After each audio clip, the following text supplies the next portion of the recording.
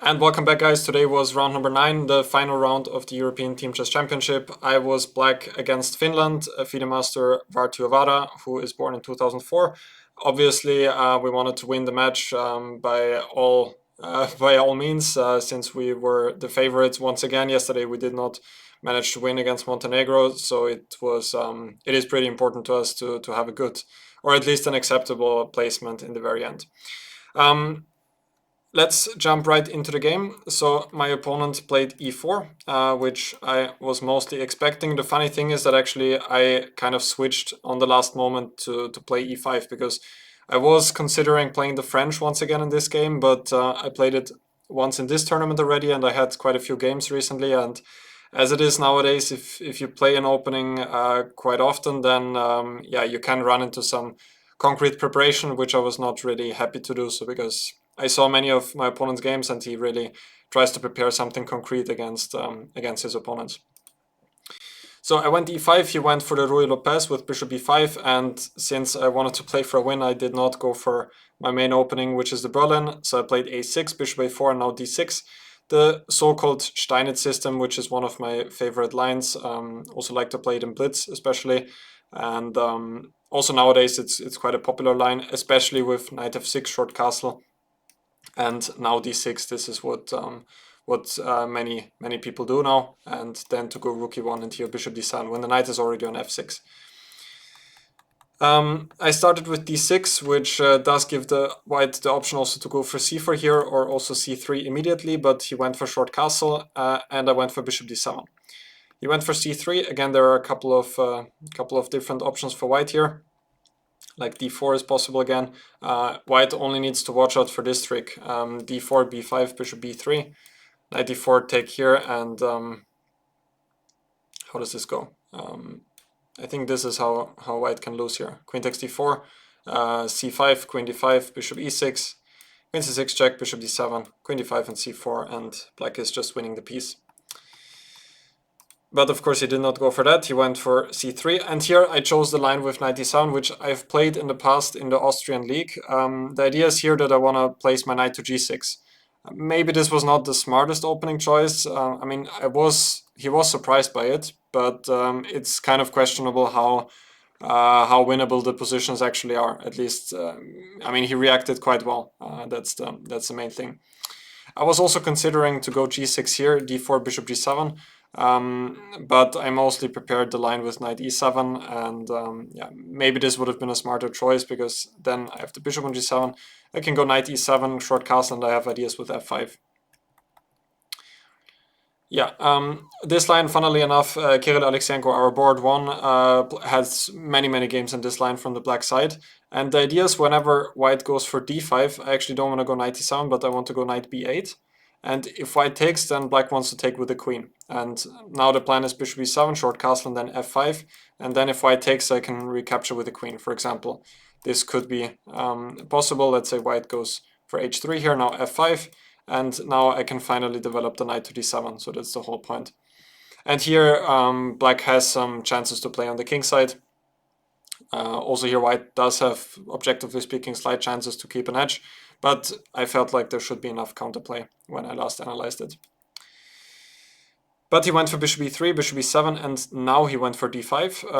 I went knight b8, that's the whole point. And now it was quite annoying that he did not take on d7, because then I would get exactly what I would like. But he played with c4, castle, and now knight c3, which was actually quite smart.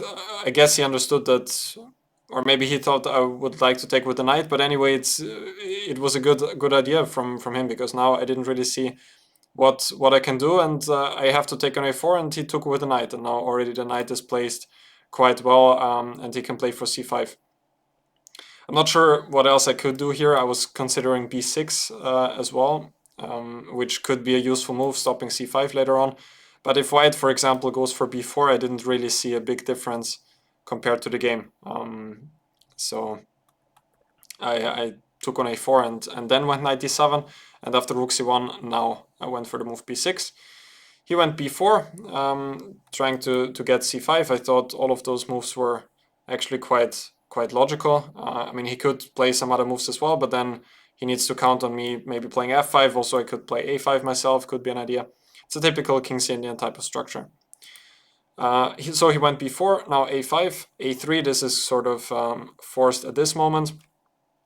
Otherwise, I would threaten to take on b4, and he doesn't want to take here because then his pawn structure is broken and he will never get the desired move c5. Also, b5 would be a big strategical mistake in this type of position because white is the one who wants to play on the queen side and black is the one who wants to play on the king side. So he went for a3, I took on b4, and now I went for knight h4 because I wanted to trade on f3 and then trade my dark squared bishop on e7. The only problem is that the position gets quite dry, which I realized, but I simply did not see anything better. I mean, I could go for f5 here, but after taking, now I thought even here he could go for c5, and I was not so sure about this here, because, I mean, he can take at some moment and the rook could come to c6. Maybe this is also possible for me. I mean, he also does not need to go c5, like he could move the knight to c3 and then to e4. So if I want to play f5, I would much rather be able to capture with the queen. That also reminds me of one thing which I did not mention earlier. Why can't I actually play f5 here? I was considering that as well, because if he takes, now I'm back to my comfort zone, but my issue was that he could take on f5 immediately. And after bishop takes f5, now h3, and I didn't really see a great way to develop because I cannot play knight d7 because of g4 and my bishop gets trapped. So let's get back to the game. This is where we're at. I played knight h4, he took and went for c5, and now yeah, there are a lot of trades here. Maybe he can try something else like knight c3, but in general I thought if I get bishop g5 I'll be quite happy in the position, and he cannot stop it because he cannot go queen e2 because then a4 would be hanging. So he went for this, I took once and went bishop g5, he took on g5, queen takes g5, now he took on d6 and went rook c6. And I would say that here I missed like a slight chance to get more chances perhaps. I played knight f6, which, whoops, that was my mistake, which I thought was extremely logical here. First of all, I'm attacking e4 and I'm getting ready to protect the pawn on d6 with rook d8. But the computer gave queen g6. I mean, it's also not like this is a huge improvement over the game, but it was quite smart to leave the knight here so that whenever white's knight moves, then I can go to c5 with it. And it's actually not so clear how he should defend e4 now. If he goes f3, that would generally be a slight weakness of the dark squares, and I could, for example, try something like this, h5, h4. Also here white is of course very safe, but at least more pieces are staying on the board here. I went knight f6, he went knight c3 back, now rook a8. I thought that was quite logical, queen c1, and here I played the move h6, which was probably one of the worst ways to exchange queens. And I mean, I also considered keeping the queens on the board, but and probably I should have done that from a winning perspective. But I thought then he would place the queen on e3, and then it's also quite good there. I was looking at queen h4, queen g6, queen g4, all of those moves. But for example, queen h4, queen e3, I did not really see what to do with my pieces. f5 is going to be quite difficult to achieve, I thought. I mean, maybe I can try something like this and then slowly prepare f5, but yeah, that would have been another option, probably more ambitious. I think the computer again gave the move queen g6 here as a possible continuation. I'm actually not sure what I disliked here. I guess again queen e3, and maybe I can play h5 here. What if white goes rook b1, for example? Let's say I continue pushing, h4, maybe rook b6. Maybe knight h5, I can try knight f4.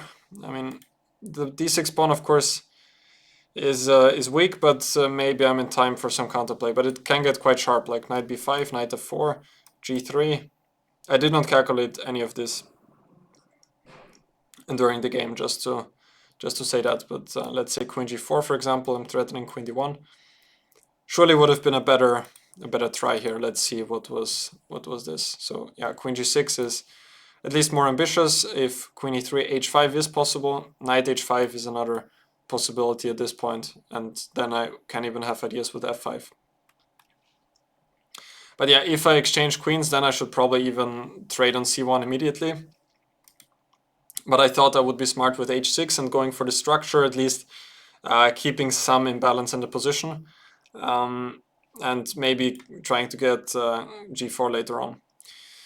He went f3, rook d7, knight b5. I thought that he should actually at some moment stop me from going g4 by playing h3 himself. Still the position would probably stay equal, but he went rook a1, and now I got g4. For a brief moment I was a little bit happy to at least create some imbalance in this position, but my problem is that my pieces are quite passive and d6 is just quite weak.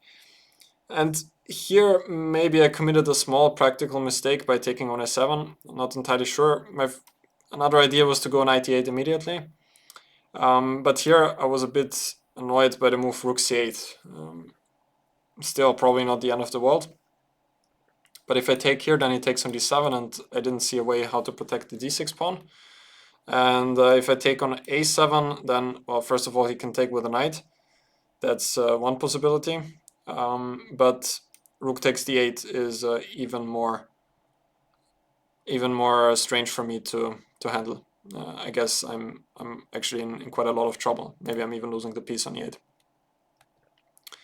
So after knight e8, this move rook c8, I guess I can play king f8 in this position. But yeah, maybe this, and then I can take on a7 next. But still, I guess it's going to be quite similar to the game. Like if white makes a move like king f2, I mean, the question is if I can go king e7 here. Yeah, because if I take here, then it's quite similar to what happened in the game. Maybe this. Take here. I mean, it's all a draw anyway, so it probably doesn't really matter. The only thing was that in the game, I played like this, and here I was actually already feeling under a little bit of pressure. I mean, I knew that it has to be a draw, but I'm kind of bound to protect the pawn on d6. Still, my position is so solid that nothing can go wrong here, but I was quite upset at this point that I even have to be a little bit careful at this point not to end up in some trouble. He went king f2, f6, king g3, now king f7. Maybe at this point I should have played more actively with g6 actually, and king g3, now f5. That would be a bit more in the spirit of the position. I was just worried about some f4 at some moment, and then that the king would enter, but I'm not entirely sure how he could even get that. Or also like this I was considering for a brief moment. And if king f7, king g5. Yeah, I think that was my small issue here. I don't know. I guess this should still be okay for black. Yeah, I mean it's all a draw at this point, but I guess I made an acceptable decision by not going for that and just trying to stay solid. So I just went f6, king f7, improving my position slowly. King g4, rook d7.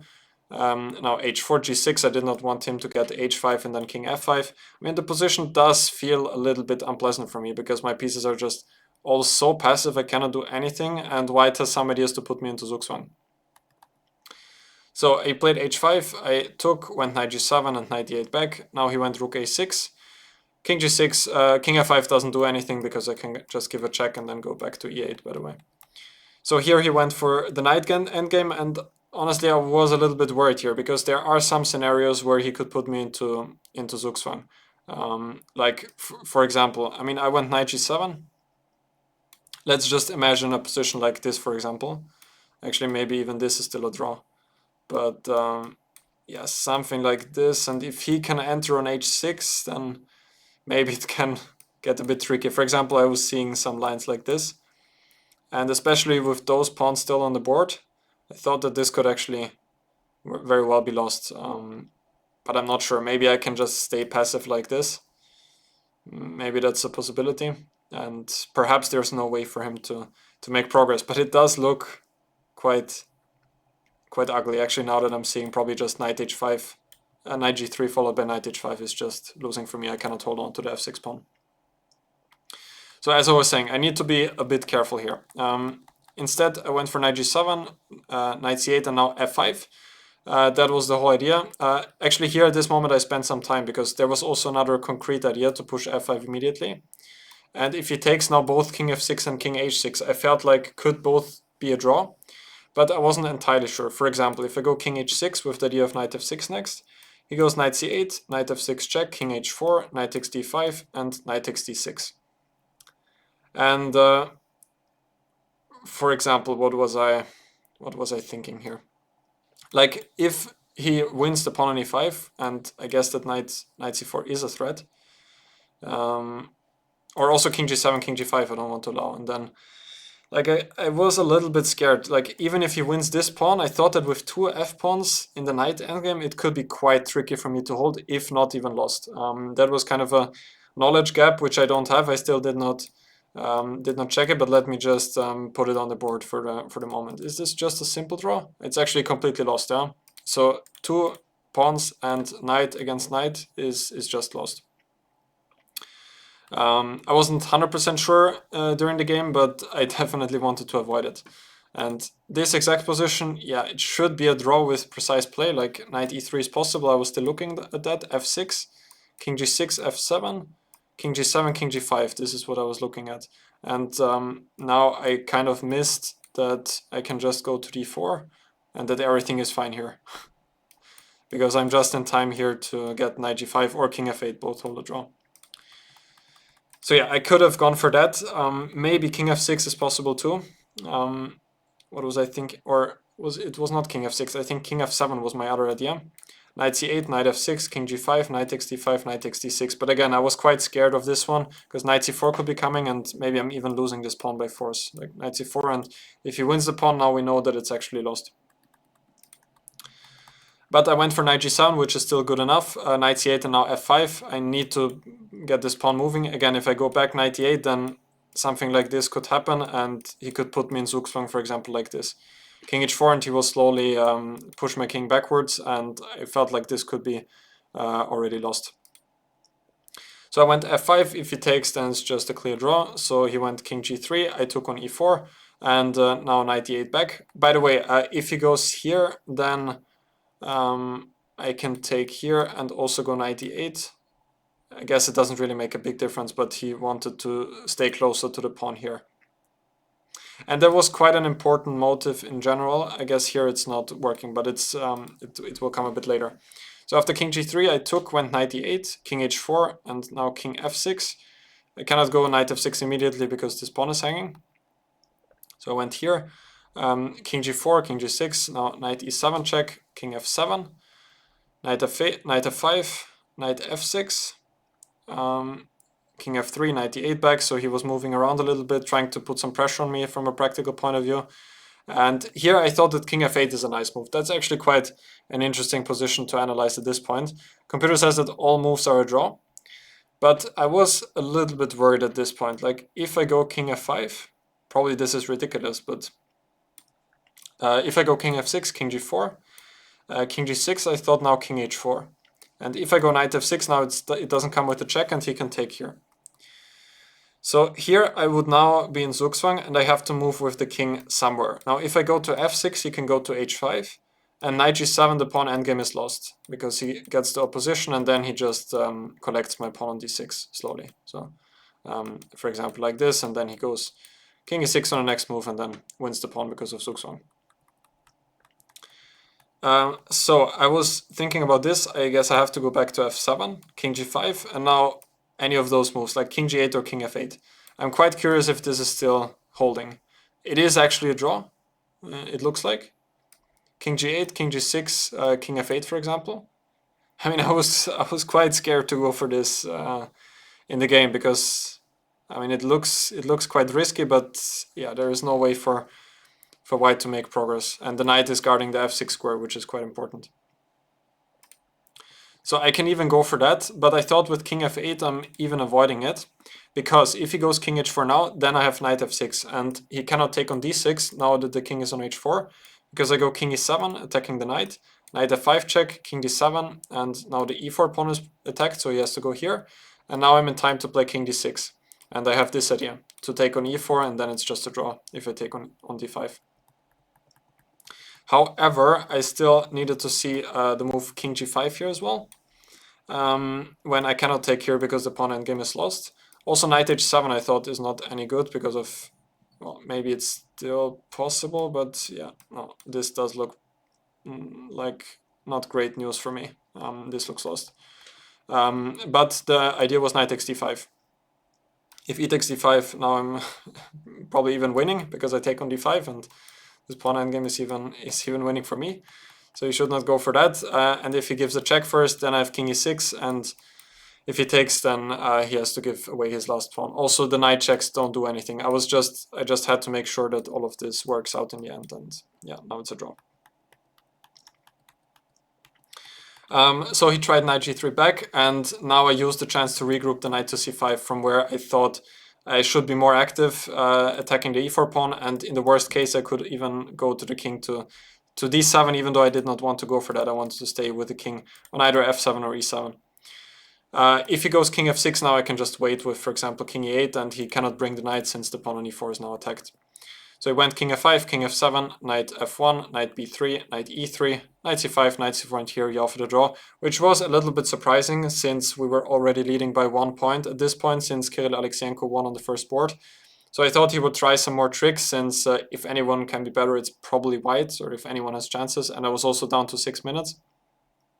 Still, I should never lose this, but for example, I thought that he has an idea to bring the knight to g5 at some moment. Like, let's say if I just now stay here with the king and go back and forth, king f7, king e7. If he tries, for example, something like this, here, here. Now let's say I just continue waiting with the knight. And then I thought he has a way to put me into Zugzwang. But maybe it's actually not possible to get the knight to f5 at some moment. What was I thinking here? Yeah, was it knight h7 I was considering? Knight c5, knight f6. And if I continue waiting, then maybe knight g8 check. King e8. Maybe it's still a draw, because if king f6 I have knight c5. And I'm winning the pawn on e4. Yeah, I mean, even this should be a draw, I assume. Yeah, so I guess it was the right, I mean, objectively speaking, the right decision to make a draw here. But of course, the match situation was calling for something else anyway. We would have probably also won the match anyway, because Valentin Dragunov now is winning on the second board as well. So it looks like we are ending the match with a decent result against Finland with 3-1. Kirill won on the board 1. Valentin is most likely winning on board 2. Markus Raga made a draw on board 3, and I also made a draw on board 4. What can I say about the event in general? Today I'm pretty disappointed, like after quite a few other games as well. I, in general, in this tournament did not manage to put enough pressure onto my lower rated opponents. This is what I'm quite disappointed about. I think that my quality of play was overall very decent. The only game where I was actually objectively in trouble was yesterday, where I won. There was one moment where he had like -1 at some point. But yeah, I mean, today my opponent played well. I guess I could have tried to keep queens on the board and do something there. With black it's difficult, but still it's quite disappointing for me that I had so many games against 2,300 players in this event, and I had a meager score of +2 in total. Still, I'm losing rating with that. The only stronger opponent I had was against Italy, where I actually played a more or less decent game there and made a draw. I was undefeated, which is something I'm typically happy with. I'm also happy about that in this tournament. Still, I'm losing rating since, yeah, I did mostly play against low-rated opponents. I think I need to work more on my openings for the upcoming tournaments, especially from the black side. I just need to have some lines ready where I can really play for a win. I thought today I did just that, but it seemed like there was just not enough unbalance. I mean, it is also like that nowadays. Even if grandmasters play against 2,300 players and they are well prepared, they don't commit any mistakes with the white pieces, then it's often just not possible to do anything more. But the thing I'm disappointed about is that it did happen more frequently in this event, and also in 2 games where I even had the white pieces. Anyway, I hope you enjoyed my coverage of this event. I will be quite happy that Austria at least wins the match today. Overall, the tournament was quite disappointing from a team perspective. We did not manage to beat a single opponent which is higher seeded than us. We actually only played one team which has a higher seed than us, which was Serbia in round 2, where I did not play. It's also a pity that since it's Borki Pedorovic's last time with us as a coach, he has been there for almost 10 years at this point, maybe 8 years. It's probably more like 6 to 7 years. Yeah, that it's his last time and we were not able to really show something spectacular as a team. Yeah, that's something I'm a little bit upset about. But yeah, tournaments are coming up in the future. I'm gonna be well prepared for those ones, hopefully better prepared and in a better fighting spirit than in some of the games here. And yeah, that's it for this tournament.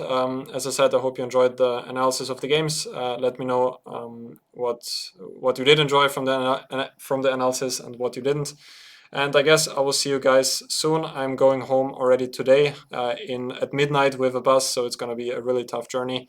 And yeah, let me know what you guys want to see in the next few days from me on my channel. I will take 2 or 3 days rest most likely, but after that I'm going to be back. So thank you guys for watching. You can find my courses in the video description down below, also my socials, Instagram, Twitter, and so on. And I will see you guys soon.